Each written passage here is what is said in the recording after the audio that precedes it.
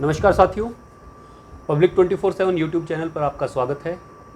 आज हम आपके साथ एक बड़े ही गंभीर विषय के साथ बंगाल में चुनाव के बाद जो राजनीतिक कार्यकर्ताओं के साथ हिंसा का दौर चला है, उस दौर से प्रताड़ित एक व्यक्तित्व भास्कर मंडल जी नॉर्थ साउथ 24 परगना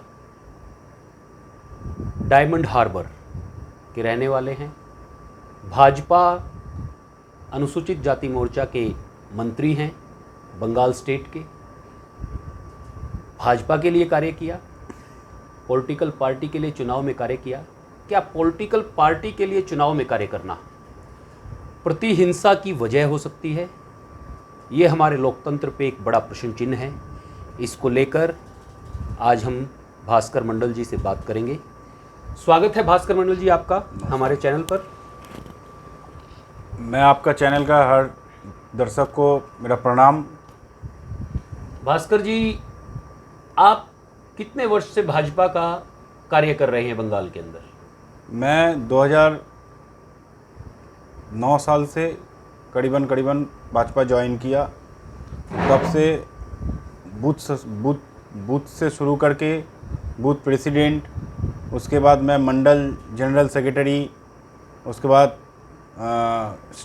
जिला युवा मोर्चा का जनरल सेक्रेटरी, उसके बाद मैं जिला युवा मोर्चा का अध्यक्ष रहा। फिर मैं स्टेट युवा मोर्चा का मेंबर बना।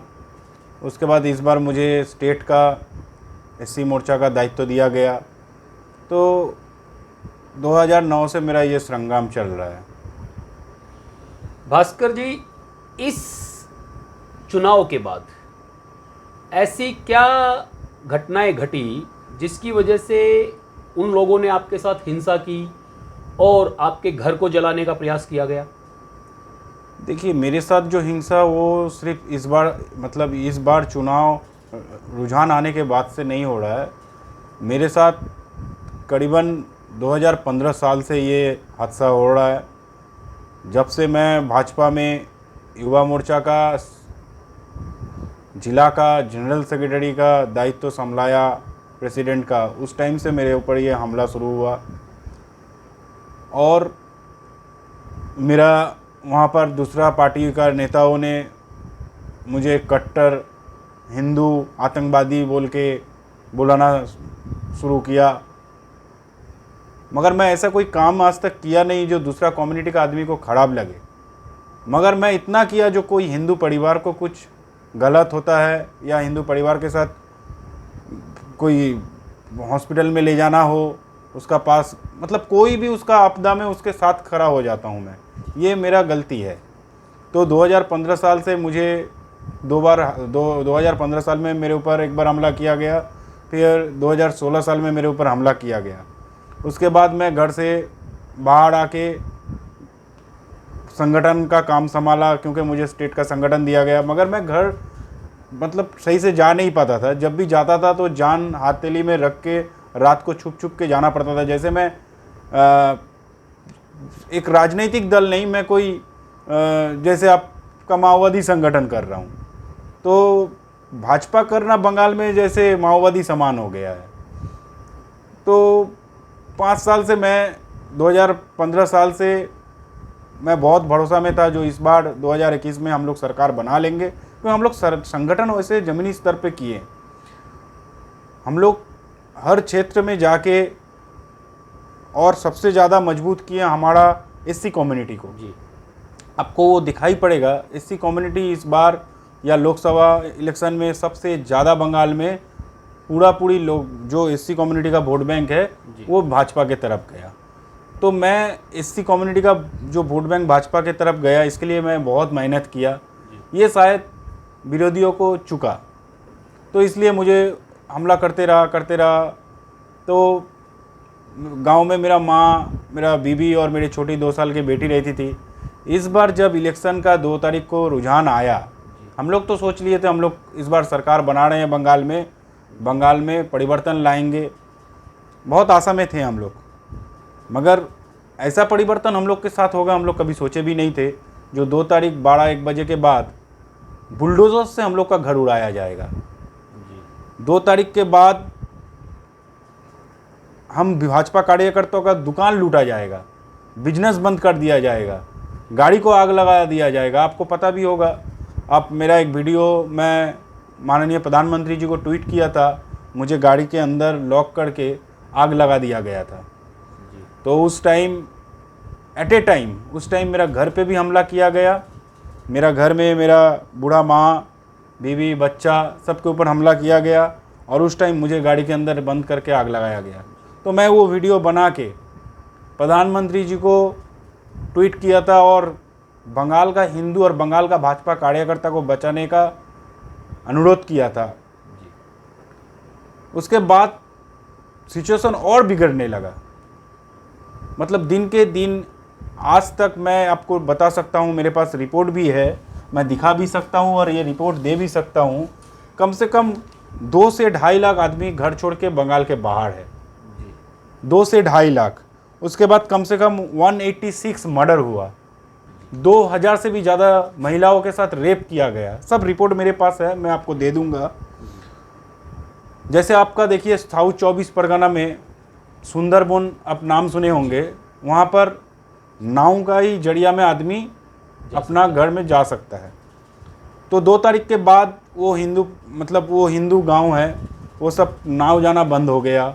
वहाँ का मोबाइल का टावर बंद कर दिया गया, वहाँ का इलेक्ट्रिसिटी बंद कर दिया गया। जी पुखर का पानी में जहर दे दिया गया जो पानी ना पी पाए, कल को बंद कर दिया गया। ऐसे अत्याचार चल रहा है। और रात को नाव में भर के रोहिंग्या मुस्लिम जाके महिलाओं के साथ रेप कर रहा है। बोल रहा अभी ये प्लॉट, मतलब उसको हम लोग का बांग्ला भाषा में द्वीप कहा जाता है, ये द्वीप हम लोग का अयासी का जगह है। ऐसा अत्याचार हो रहा है। ना वहाँ पर कोई मीडिया जा पा रहा है, ना वहाँ पर पुलिस प्रशासन कोई व्यवस्था ले रही है। तो हम लोग बोले तो किसको बोले। आपने अभी तक ये जो रिपोर्ट्स आपके पास हैं, ये कंप्लेंट किस किस स्तर पर की है? मैं NHRC, जी उसके बाद SC कमीशन, ST कमीशन, महिला आयोग, बाल आयोग, मैंने सब जगह इस कंप्लेन को पहुंचाया हूं। जी यहाँ तक क्या हमारे देश का होम मिनिस्ट्री, प्राइम मिनिस्टर को, माननीय प्रेसिडेंट को भी हम ये रिपोर्ट दिया सब कुछ का। जी और मैंने सबसे अनुरोध किया जो बंगाल में जल्द से जल्द एडमिनिस्ट्रेशन को, कम से कम, मैं नहीं बोल रहा हूँ जो बंगाल में 356 ही लगाना है, जी कि सब कुछ का एक सिस्टम होता है, मगर एडमिनिस्ट्रेशन को कोई तरीके से हमारा केंद्र सरकार व्यवस्थित रूप में लाएं। क्योंकि वहाँ पर इस तरीक़े से हालत है, जी जो अभी जो लोग घर छोड़ के, हिंदुओं लोग घर छोड़ के बाहर में हैं। आपको पता होगा 2-4 दिन पहले साउथ 24 परगना में नोदाखाली थाना, जी उस थाना का अंडर में एक महिला है, रानी हालदार। तो वो मेरे पास था दिल्ली में मेरे पास जो 90 आदमी था, उसमें 12-13 आदमी रिटर्न कलकत्ता गया, घर गया अपना, क्यों 2-3 महीना हो गया, अब घर जाते हैं, अब थोड़ा शायद ठीक हो गया होगा। उनको लगा, मैंने कहा अभी मत जाइए क्योंकि हमारे पास रिपोर्ट ख़राब है। तो उन्होंने 10-12 आदमी रिटर्न गया। तो वो महिला को रास्ता में उसके साथ गंदा काम करा। दिन में उसमें 80% रोहिंग्या मुस्लिम है। जी मैं ये नहीं कह रहा हूँ कि वहाँ पर तृणमूल कार्यकर्ता या कोई समुदाय आदमी कर रहा है, मगर रोहिंग्या मुस्लिम या बांग्लादेशी जिहादी संगठन का इसमें बहुत बड़ा हाथ है। जी जो बंगाल में हिंदुओं को ख़त्म किया जाए। एक दिन में एक लड़की के साथ खराब काम हो के उसको ईंटा से थतल के मार दिया जाता है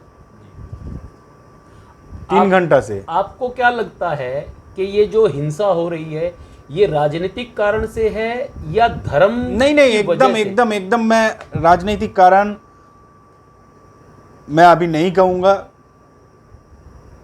क्योंकि राजनीतिक हिंसा ऐसा नहीं हो सकता है। जी डिबेट हो सकता है, बिल्कुल, लड़ाई होगा, वो भी कुछ क्षण के लिए, मगर ये महीना के लिए नहीं। आज 2 तारीख से आज कम से कम 1.5-2 महीना होने चला। जी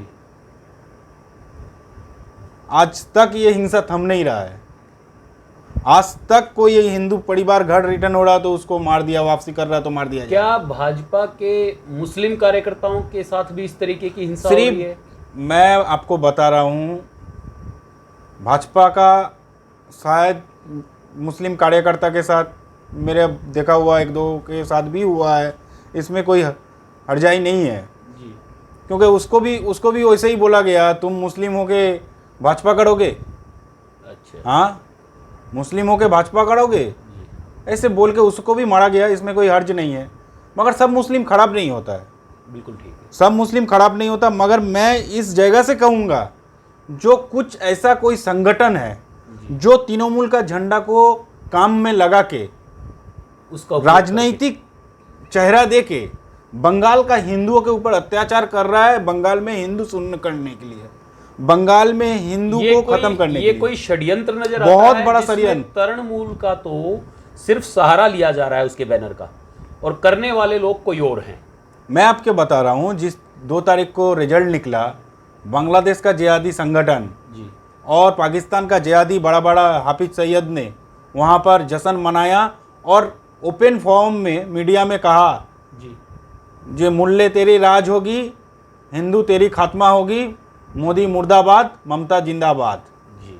तो मैं आपको बता रहा हूँ, बंगाल में जिस तरीका हालत है, ममता जी ने बोला था खेला होवे, तो ये खेला तो ममता बनर्जी नहीं खेल पाया, ये जिहादी संगठनों ने ये खेला खेल दिया। जो जिहादी संगठनों ने ये फंडिंग करा के आज जो हालत है बंगाल में, मैं आपको बता रहा हूँ, ये सिर्फ हिंदू समुदाय को ख़त्म करके वहाँ पर अलग एक स्टेट, अलग एक देश बनाने का चक्कर में है बांग्लादेश पाकिस्तान मिलके। जी। एनएचआरसी में जो आपने कंप्लेंट की, उस पे एनएचआरसी ने क्या एक्शन लिया? देखिए, एनएचआरसी ने भी वहाँ पर गया जी। मगर एनएचआरसी गया, मगर जो जगह में बहुत ज़्यादा खतरा है आदमी के ऊपर, अभी तक फंसा हुआ है आदमी, भाग नहीं पाया, डेली उसके ऊपर अत्याचार हो रहा है, वहाँ तक एनएचआरसी भी पहुँच नहीं पाया। वहाँ पर एनएचआरसी को भी रोका गया पुलिस द्वारा। एक जगह मैं नाम बता रहा हूँ, संदेश खाली है, जगह का नाम है, साउथ 24 परगना में संदेश खाली जगह में एनएचआरसी का टीम जब जाएगा, हम लोग जब यहाँ से खबर भेजा तो वहाँ पर 2000 परिवार जो लोग अत्याचारित है एक जगह जमा हुआ। एनएचआरसी जाने से पहले वहाँ का पुलिस प्रशासन ने उनको मार के भगा दिया, बहुत अत्याचार करके उनको भगा दिया, और एनएचआरसी को बोला यहाँ पर कुछ नहीं है, आप लोग भी जाइए। तो पुलिस भी ऐसे संगठनों के साथ मिली हुई है, ये सरकार के दबाव में है, सरकार के दबाव में। और सरकार एक कम्युनिटी का वोट बैंक के लिए आज ये हिंदुओं के ऊपर अत्याचार सहन कर रहा है, क्योंकि उसको सरकार में रहना है। जी।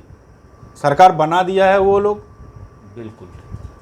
आज बंगाल में 30% मुस्लिम वोट बैंक के चक्कर में सीपीएम ने भी हिंदुओं के ऊपर अत्याचार चलाया, कम्युनिस्टों ने, और ये भाजपा वालों, ये तृणमूल वाला, भाजपा वाला हम लोग सोचे थे आएगा तो एक देश एक विधान, सबका साथ सबका विकास होता, मगर अभी तो वो नहीं हो रहा है। ये तृणमूल वाला भी हिंदू के ऊपर अत्याचार कर रहा है, जैसे कम्युनिस्ट वाला किया था, उससे कहीं ज़्यादा कर रहा है।